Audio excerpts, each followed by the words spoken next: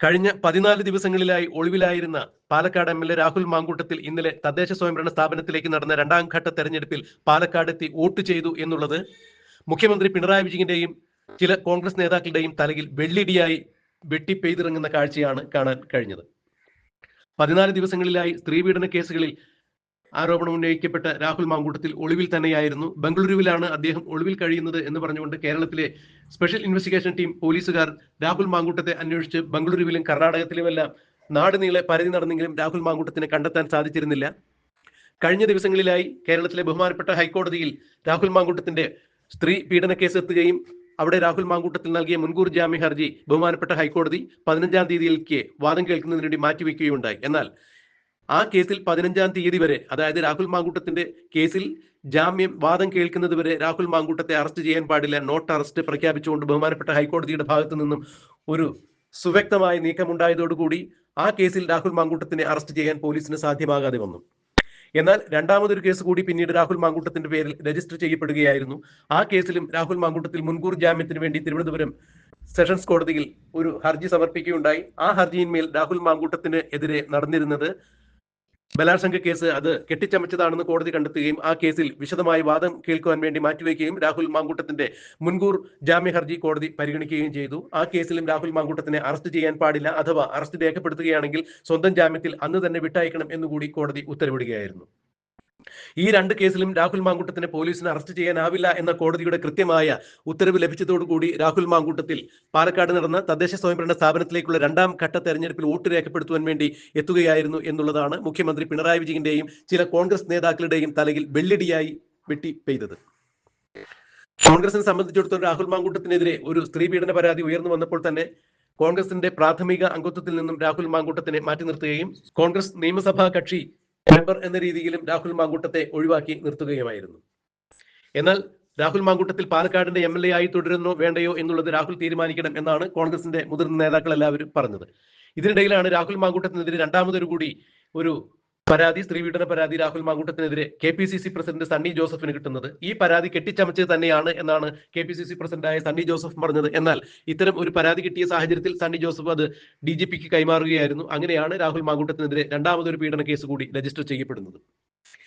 എന്നാൽ ഏതു വിധേനയും കേസിൽ പെടുത്തി രാഹുൽ മാങ്കൂട്ടത്തെ തദ്ദേശ സ്വയംഭരണ സ്ഥാപനത്തിലേക്കുള്ള തെരഞ്ഞെടുപ്പിന് മുമ്പ് അറസ്റ്റ് ചെയ്ത് അഴിക്കുള്ളിലാക്കി കഴിഞ്ഞാൽ അത് CPM-ന് ഈ തെരഞ്ഞെടുപ്പിൽ വലിയ മേൽക്കൈ നേടാൻ സാധിക്കും എന്ന് മനസ്സിലാക്കിയ മുഖ്യമന്ത്രി പിണറായി വിജയൻ ആഭ്യന്തര വകുപ്പിലെ പോലീസുകാരെ ഉപയോഗിച്ചുകൊണ്ട് രാഹുൽ മാങ്കൂട്ടത്തിൽ ഒളിവിൽ താമസിക്കുന്നു എന്ന് പറയപ്പെട്ടിരുന്ന ബംഗളൂരു അടക്കമുള്ള സ്ഥലങ്ങളിൽ അരിച്ചു പെറുക്കുന്ന കാഴ്ചയാണ് കണ്ടത്. ഒരു കൊടും കുറ്റവാളിയെ തിരയുന്നത് പോലെയോ അല്ലെങ്കിൽ ഒരു രാജ്യാന്തര തീവ്രവാദിയെ തിരയുന്നത് പോലെയാണ് കേരളത്തിന്റെ സ്പെഷ്യൽ ഇൻവെസ്റ്റിഗേഷൻ ടീം രാഹുൽ മാങ്കൂട്ടത്തെ അന്വേഷിച്ച് അന്യ സംസ്ഥാനങ്ങളിലും നാടുനീളെ പരതുന്ന കാഴ്ച കാണാൻ കഴിഞ്ഞത്. എന്നാൽ 14 ദിവസം ഒളിവിൽ കഴിഞ്ഞ രാഹുൽ മാങ്കൂട്ടത്തിൽ എവിടെയാണ് എന്ന് കണ്ടെത്തുവാൻ കേരളത്തിന്റെ ആഭ്യന്തര വകുപ്പ് മന്ത്രിയായ മുഖ്യമന്ത്രി പിണറായി വിജയന്റെ പോലീസുകാർക്ക് കണ്ടെത്താൻ കഴിഞ്ഞില്ല എന്നുള്ളത് ആഭ്യന്തര വകുപ്പിനും മുഖ്യമന്ത്രി പിണറായി വിജയനും ആഭ്യന്തര വകുപ്പ് മന്ത്രി കൂടിയായ പിണറായി വിജയനും വലിയ നാണക്കേടായി എന്നുള്ളതാണ് ഇപ്പോൾ രാഷ്ട്രീയ നിരീക്ഷകർ ഉൾപ്പെടെയുള്ള ആളുകൾ ചൂണ്ടിക്കാണിക്കുന്നത്. എന്നാൽ ഇത്തരം ഓലപ്പാമ്പ് കാണിച്ച് തന്റെ രാഷ്ട്രീയ പ്രതിബദ്ധതയിൽ നിന്നോ തന്റെ സാമൂഹ്യ ജീവിതത്തിൽ നിന്നോ പൊതുജീവിതത്തിൽ നിന്നോ തന്നെ മാറ്റി നിർത്താൻ മുഖ്യമന്ത്രി പിണറായി വിജയനോ അല്ലെങ്കിൽ മറ്റ് ഏതെങ്കിലും രാഷ്ട്രീയ കക്ഷികൾക്കോ ആകില്ല എന്നുള്ള വ്യക്തമായ സന്ദേശം നൽകിക്കൊണ്ട് തന്നെയാണ് രാഹുൽ മാങ്കൂട്ടത്തിൽ പാലക്കാട് തദ്ദേശ സ്വയംഭരണ സ്ഥാപനത്തിലേക്കുള്ള വോട്ട് രേഖപ്പെടുത്തുവാൻ വേണ്ടി എത്തിയത്.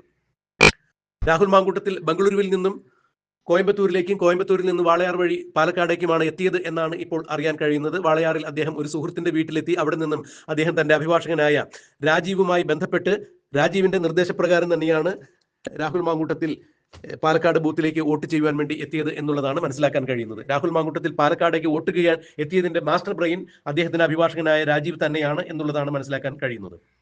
എന്നാൽ രാവിലെ വോട്ട് ചെയ്യാൻ രാഹുൽ മാങ്കൂട്ടത്തിൽ മനഃപൂർവ്വം തന്നെയാണ് എത്താതിരുന്നത്. കാരണം രാഹുൽ മാങ്കൂട്ടത്തിൽ ബൂത്തിലെത്തുകയാണെങ്കിൽ DYFI-ക്കാരും മറ്റിതര രാഷ്ട്രീയ സംഘടനകളും അടക്കമുള്ള ആളുകൾ രാഹുൽ മാങ്കൂട്ടത്തിന്റെ സ്ത്രീ പീഡന വിഷയം പറഞ്ഞുകൊണ്ട് തന്നെ ബൂത്തിൽ രാഹുൽ മാങ്കൂട്ടത്തെ പ്രതിരോധിക്കാൻ സാധ്യതയുണ്ട്. അത് തെരഞ്ഞെടുപ്പിന് സാരമായി ബാധിക്കുവാനും UDF-ന്റെ വിജയ സാധ്യതകളെ ഇല്ലാതാക്കുവാനും കഴിയും എന്ന് മനസ്സിലാക്കിയ രാഹുൽ മാങ്കൂട്ടത്തിൽ അതുകൊണ്ട് തന്നെ തെരഞ്ഞെടുപ്പിന്റെ വോട്ടിംഗ് കഴിയുന്ന അവസാന നിമിഷങ്ങളിലാണ് പാലക്കാടുള്ള ബൂത്തിലേക്ക് എത്തിയത്. ഏതാണ്ട് 4:44 കൂടി തന്നെയാണ് രാഹുൽ മാങ്കൂട്ടത്തിൽ പാലക്കാട് ബൂത്തിലെത്തി വോട്ട് രേഖപ്പെടുത്തി മടങ്ങിയത്.